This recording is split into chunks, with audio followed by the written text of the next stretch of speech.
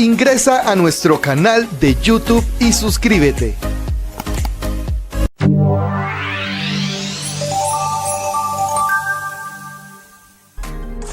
Olá, bem-vindo a nosso estudo diário da Escola Sabática oferecido por la Editorial Adventista Sa Feliz e la Iglesia Adventista de la Universidade Adventista de São Paulo. Como podéis notar, hoje estou neste lugar hermosíssimo, incrustado na selva amazônica, no estado, na província de Amapá. Aqui vivem mis suegros. Nós tomamos uns dias de vacaciones, pero aqui estamos para cumprir nosso compromisso de estudo diário da Escola Sabática.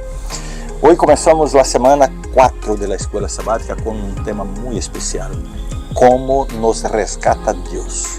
O versículo para memorizar da semana é Efésios 2, 4 e 5, que diz: Pero Deus, que é rico em misericórdia, por su gran amor com que nos amou, aun quando estávamos muertos em nossos pecados, nos dio vida junto com Cristo. Por gracia ustedes han sido salvados. Para ilustrar melhor este poderoso acto de rescate de Deus, recordemos um evento que conmoviu ao mundo em 1987. A pequena Jessica, de tan solo 18 meses, cayó en un pozo abandonado de 6,5 metros de profundidad. Durante 58 largas horas, los equipos de rescate trabajaron incansablemente para salvarla, mientras el mundo observaba angustiado la escena. La situación de Jessica se asemeja a nuestra condición espiritual antes del rescate de Dios. Estávamos atrapados em um poço de pecado e transgressões, incapazes de liberarnos. Sin embargo, Deus, rico em misericórdia e por su gran amor hacia nosotros, nos enviou uma linha de rescate em la persona de Jesucristo. Esta imagen del rescate se retrata ampliamente en la carta a los Efesios, especialmente en el capítulo 2, donde Pablo pinta un cuadro vívido de nuestra condición anterior y del poderoso acto de Dios al darnos vida en Cristo. Aquí hay algo interesante que quizás no sepas. El término gracia utilizado por Pablo aquí proviene de la palabra griega charis, que también se puede traducir como favor no merecido. Esa es la naturaleza del rescate de Dios. Él extiende su misericordia hacia nosotros incluso cuando estamos atrapados en nuestro pecado, ofreciéndonos un favor no merecido a través de Cristo. Hoy me gustaría invitarte a reflexionar sobre esta gracia no merecida, considerando tu propia vida. ¿Cómo has experimentado este favor no merecido de Dios? Y lo que es más importante aún, ¿cómo puedes extender este favor a los demás a tu alrededor? A lo largo de esta semana estaremos profundizando en este tema tan importante y motivador para nuestra vida espiritual. Vamos a continuar con nuestro estudio diario de la Escuela Sabática. La carta de Pablo a los Efesios trae a colación una narrativa que habla tanto del recorrido espiritual de los Efesios como del nuestro hoy. Es una historia de transformación que comienza cuando estábamos en la oscuridad, pero termina en la brillante luz de la gracia de Dios. ¿Has pensado alguna vez en tu vida antes de conocer a Cristo cómo era tu vida? Pablo describe este estado como muertos en nuestras transgresiones, Efesios 2:5. No era simplemente un sueño o una inactividad, sino un estado de muerte espiritual. Una existencia sin vida, sin la presencia vitalizante de Dios. Antes de aceptar a Cristo, dos fuerzas influenciaban nuestra vida. Primero, el curso de este mundo, Efesios 2:2.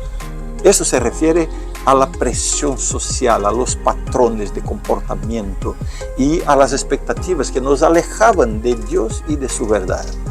Y el segundo influenciador era aún más siniestro, Satanás, llamado por Pablo el príncipe de la potestad del aire, en Efesios 2:2.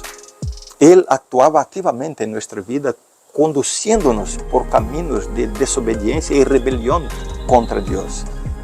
Quando hablamos de la acción de Satanás en la vida de las personas, debemos tener cuidado de no sobrevalorizar el enemigo de Dios. Por un lado es peligroso vivir como si él no existiera, pero por otro lado también hay el peligro de vivir como si él tuviera un control absoluto sobre todas las cosas, como si ni siquiera Dios pudiera controlar sus acciones. Debemos ser conscientes de que el enemigo de Dios es real, que actúa, que tienta, que mete la mano en las cosas de la vida. Pero te diré algo muy importante. No debes vivir con miedo de él como si él estuviera libre para hacer lo que quiera. La historia de Job nos enseña que él actúa, ¿verdad? Pero sus actuaciones están bajo la autoridad de Dios. Mientras estamos en este mundo de pecado, Dios no eliminará por completo las acciones del diablo, pero le pone límites. Nuestro esfuerzo debe estar en colocarnos siempre en las manos y en los planes de Dios. Nada te sucederá que Dios no permita. La fe en Dios nunca va a estar en consonancia con el miedo. Y si alguna vez entregaste tu corazón a Jesús, tu vida pertenece a Dios. Si esta explicación te ha ayudado, comparte este vídeo con las personas a quien amas y que necesitan saber que Dios está en el control de todas las cosas en nuestra vida y que el enemigo de Dios ya está derrotado. La lección de hoy arroja luz sobre un desafío muy significativo en nuestra transición de la muerte espiritual a la vida en Cristo, el tema de esta semana. En la carta a los Efesios, Pablo describe este desafío de manera muy perspicaz. Entre ellos también todos nosotros vivíamos en otro tiempo, cumpliendo los deseos de nuestra carne. Efesios 2:3. Si has pasado por este proceso de conversión, seguramente recordarás cómo eran las cosas antes de Cristo en tu vida, ¿verdad? Yo lo recuerdo muy bien. Hubo momentos en mi juventud en que me sentía tan desesperado por la vida que llevaba sin Dios, que incluso hacía listas de cosas para cambiar en mi conducta, en mi vida, pero no conseguía pasar del primer ítem de estas listas. Quería resolver mi vida por mí mismo, con mis propias fuerzas, y eso no resulta. ¿Por qué? La explicación está aquí. Yo estaba muerto. Un muerto no puede recuperar la vida por sí mismo. El apóstol Pablo nos enseña que Dios nos dio vida a través de Cristo. Resucitamos y fuimos exaltados con Él. Efesios 2:4-7. Todo eso no por nuestros méritos, sino por su maravillosa gracia. Esto no quiere decir que el hecho de haber recibido vida en Cristo significa que nunca más cederemos a las atracciones del mundo y de la carne. No es así. Los deseos, llamados por Pablo los deseos de nuestra carne, son parte de nuestra naturaleza caída y tiene el potencial de desviarnos de Dios, de sus propósitos, de su paz.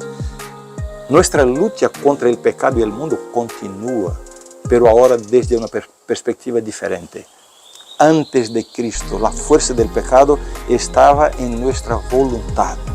El pecador sin Dios quiere practicar el pecado, se deleita en el pecado.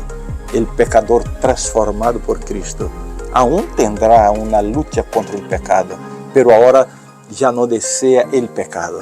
Su voluntad está del lado de Dios. Puede ceder por alguna debilidad o una inclinación, pero en su conciencia desea una vida santificada. Y esto es lo que Dios utiliza. Él aprovecha el más mínimo impulso hacia la santidad para ir transformando, dando victorias y cambiando nuestro carácter. Es una obra que lleva toda la vida, pero es continua y creciente. Si a veces te sientes desanimado por tus caídas, no te rindas, simplemente sigue adelante. Caíste, levanta la cabeza y continúa. Dios te está salvando. En medio de errores y aciertos, victorias y derrotas, Él está dirigiendo tu vida y te está salvando. Ahora comparte este vídeo con alguien que necesita recibir esta palabra también. Hola, la lección de hoy nos lleva al corazón de la carta a los Efesios. El apóstol Pablo, al describir el oscuro pasado de los Efesios, en Efesios 2, 1 al 3, da un giro sorprendente con dos palabras poderosas. Veamos el versículo 4, Efesios 2, 4. Dice así: pero Dios, que es rico en misericordia, por su gran amor con que nos amó, aun cuando estábamos muertos en pecados, nos dio vida junto con Cristo. Por gracia ustedes han sido salvados. La gran vuelta comienza con esas dos palabras al comienzo del versículo. Pero Dios. Aquí se encuentra el punto de inflexión de toda la Escritura.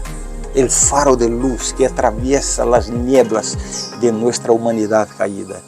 Estas dos palabras, un contraste tan agudo, tan impactante, que rasgan el velo de nuestras transgresiones y revelan una realidad de gracia y misericordia sin límites. Pero Dios.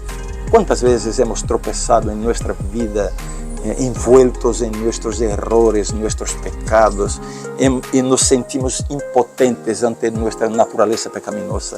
¿Cuántas veces nos encontramos muertos en nuestras transgresiones, con nuestros corazones alejados de nuestro Creador, nuestra alma cubierta por la oscuridad de nuestro orgullo y egoísmo? Pero Dios. Estas palabras resuenan como un poderoso llamado divino en medio del silencio sombrío.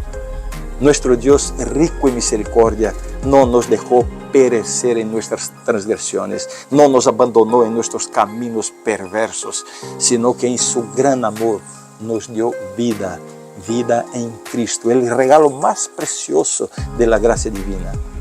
En este pero Dios vemos el gran paradigma de la fe cristiana. Estábamos muertos y ahora estamos vivos. Éramos hijos de la ira, pero ahora somos hijos de Dios. Estábamos condenados, pero ahora somos salvos. Todo eso no por nuestros méritos, sino por la inmensa misericordia y amor de Dios. Qué increíble es entonces este pero Dios. Nos confronta con nuestra conciencia, pero nos eleva por su suficiencia. Nos recuerda nuestra pecaminosidad, pero nos envuelve con su perdón. Nos rompe con nuestra falibilidad, pero nos reconstruye con su perfección. Pero Dios. Estas palabras sirven como un recordatorio constante de la grandeza de nuestro Dios, de la profundidad de su amor y de la vastedad de su misericordia. Si estás luchando contra el pecado, sintiéndote perdido y abrumado, recuerda las palabras, pero Dios. Porque en medio de la oscuridad, estas palabras iluminan el camino hacia la gracia y el amor y la misericordia incondicional de nuestro Padre Celestial. Entonces, cada vez que te sientas desmotivado, débil y derrotado, recita ese versículo, Efesios 2, 4. Pero Dios, que es rico en misericordia, por su gran amor con que nos amó, aun cuando estábamos muertos en pecados, nos dio vida junto con Cristo. Por gracia, ustedes han sido salvados. Amén. La lección de hoy se enfoca en dos aspectos notables: la escuela de la gracia y la extensión eterna de la gracia. No hay una ceremonia de graduación en la escuela de la gracia de Dios. Este es un concepto profundamente alentador para nosotros. Nuestra relación con Dios y nuestra comprensión de su gracia no son algo que podamos completar o dominar completamente. Nuestra jornada como cristianos es un aprendizaje continuo, una revelación constante de nuevas profundidades de la gracia divina. Nuestros corazones nunca se gradúan, nunca se saturan de su bondad y amor. Por el contrario, siempre somos estudiantes, siempre en un proceso de crecimiento, siempre descubriendo nuevos aspectos de su misericordia y de su amor. La gracia de Dios es el océano en el que estamos inmersos y por más que nademos, nunca llegaremos del otro lado. Y eso en sí mismo es una maravillosa bendición. No hay un punto en el que obtengas un doctorado en gracia, ni un momento en el que estés exento de su necesidad. Aquí reside una verdad sublime y alentadora. La gracia de Dios no se acaba, es infinita, incesante. Eso significa que no importa dónde te encuentres en tu jornada, en tu caminata de fe, lo mejor de Dios para ti aún está por venir. La extensión eterna de la gracia de Dios es otra belleza destacada en la lección de hoy. No solo nuestra necesidad continua de gracia es eterna, la gracia misma de Dios es eterna. Desde antes de la fundación del mundo, a través de la historia y para siempre, la gracia de Dios permanece, se extiende más allá de nuestro tiempo presente, del pasado e incluso del futuro, hasta las edades eternas. Aquí descubrimos una verdad asombrosa, que la gracia de Dios no es solo un acto aislado, sino una constante, un flujo ininterrumpido de amor y misericordia que se extiende desde la eternidad pasada hasta la eternidad futura. Algunos teólogos afirman que la gracia es una respuesta de Dios al pecado y por eso antes del pecado no había gracia y ni habrá después del pecado, después de la restauración. Pero esa idea merece una reflexión más profunda. La gracia de Dios en su esencia es la expresión inmerecida de su amor divino y generosidad hacia sus criaturas, su creación. Se manifiesta en mayor medida, es verdad, en el contexto del pecado, donde vemos la respuesta llena de gracia de Dios, una respuesta a nuestra caída y a nuestra transgresión. En este sentido, la gracia es necesaria y fundamental para nuestra salvación y reconciliación con Dios en esta era de pecado. Sin embargo, la gracia de Dios no se limita solo al contexto del pecado. La gracia también es la expresión generosa del amor de Dios que fluye libremente antes de que el pecado entrara en el mundo y que continuará fluyendo después de que el pecado sea erradicado. La gracia de Dios es más que una respuesta al pecado, es una expresión eterna del amor divino y la generosidad de Dios que trasciende la presencia del pecado. La gracia de Dios es tan inmutable como su propia naturaleza, presente antes, durante y después de esta era de pecado. La lección de hoy trata del tema ahora salvados por Dios. La tendencia humana es creer que podemos de alguna manera contribuir a nuestra salvación, que podemos alcanzar la salvación a través de buenas obras, de la moralidad o por algún grado de justicia propia. Sin embargo, el apóstol Pablo rápidamente desmantela esta falsa idea. En primer lugar, pinta una imagen sombría de la condición humana, que estábamos muertos en nuestros pecados, gobernados por las pasiones de nuestra carne, cumpliendo los deseos del cuerpo y de la mente. Efesios 2, 1 al 3. Esta descripción es bastante fuerte, nos confronta con la dura realidad del pecado. El pecado es más que una acción, una conducta, es un estado del ser que nos lleva a la separación de Dios. No somos pecadores porque pecamos, pecamos porque somos pecadores. No es una cuestión de comportamiento, de conducta, es una cuestión de naturaleza.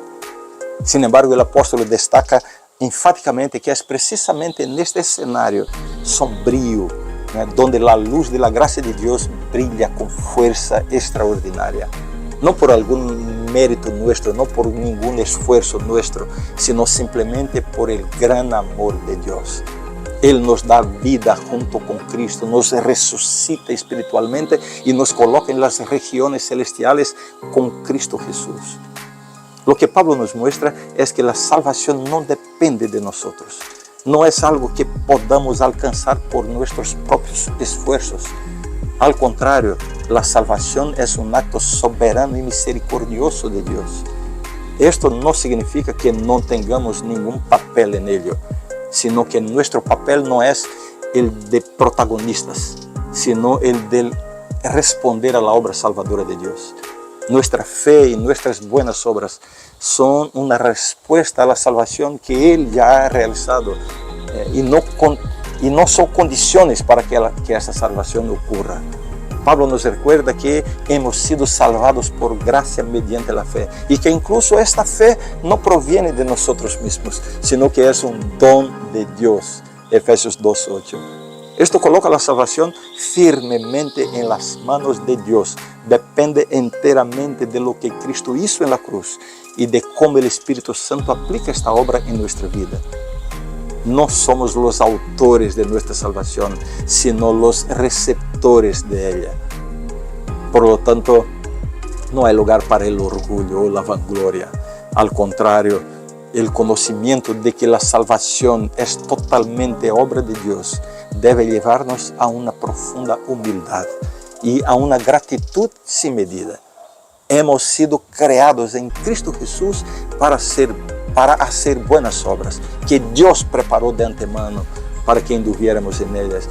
Efesios 2:10. Estas obras son una manifestación de nuestra nueva vida en Cristo y son la forma en que Dios eligió para demostrar su amor al mundo. Que el Señor te bendiga muchísimo en este día y que te dé esta experiencia extraordinaria. Fuerte abrazo, nos vemos mañana.